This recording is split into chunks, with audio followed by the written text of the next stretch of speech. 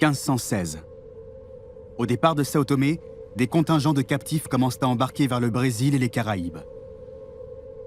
Entre le Royaume Congo, Sao Tomé, le Brésil et le Portugal, se dessinent les premières routes de traite transatlantique. En Europe, chaque année, des centaines de captifs arrivent par les navires portugais.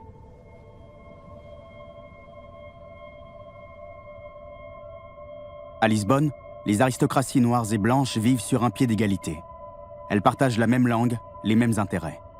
Toutes s'enrichissent grâce au commerce d'esclaves et du sucre.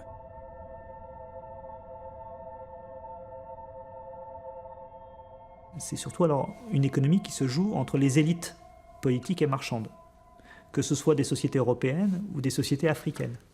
Et donc les souverains se mettent à collaborer avec les Portugais et certains se convertissent au christianisme et prennent des noms portugais, envoient leurs enfants au Portugal pour être latinisés et faire des études à Coimbra dans l'université portugaise. Donc on a clairement des élites qui deviennent des élites prédatrices. Sur les côtes africaines, le Portugal dévore des richesses qui semblent intarissables. Dans le quartier de Belém, la construction du monastère des Hiéronymites est financée par l'argent de la traite, du sucre et des épices. Le faste de son architecture rappelle l'époque où Lisbonne dominait le monde et inondait de ses marchandises les autres capitales européennes.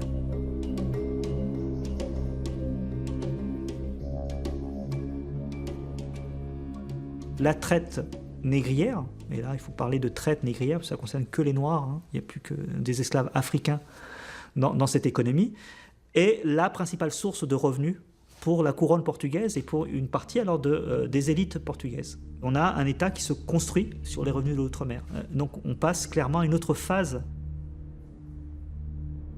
Avec l'arrivée des Européens en Afrique, l'histoire de l'esclavage entre dans une nouvelle dimension.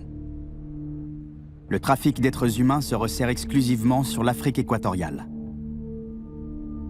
Et par les moyens mis en œuvre, le nombre des déportations atteint des niveaux inégalés jusque-là.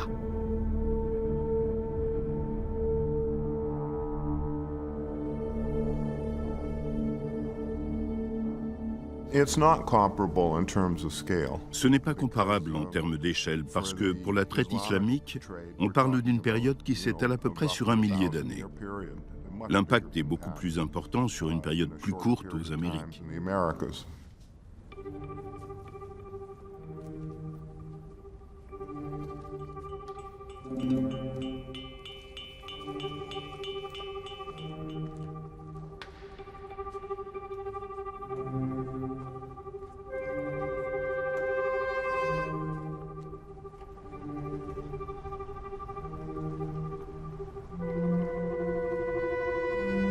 À Lisbonne, l'histoire des esclaves africains arrivés en Europe est tombée dans l'oubli. Les traces de leur présence ont été détruites lors du tremblement de terre de 1755.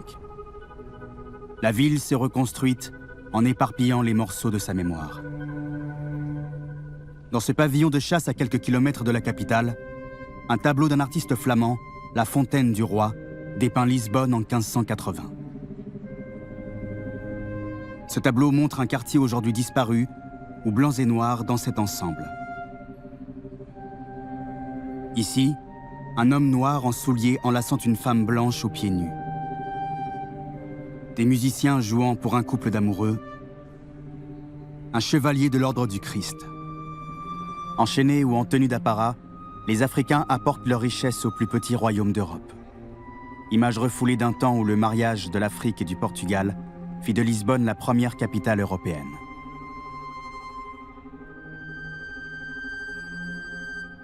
On estime que dans les années 1500, il y a déjà 10% de la population de Lisbonne qui est une population noire, alors sans compter les descendants.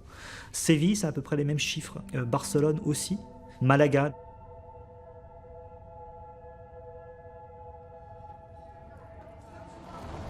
Aujourd'hui, on estime que dans le sud de l'Europe, au Portugal, en Italie, en Espagne ou encore en Provence, entre 50 et 60% de la population aurait une ascendance africaine.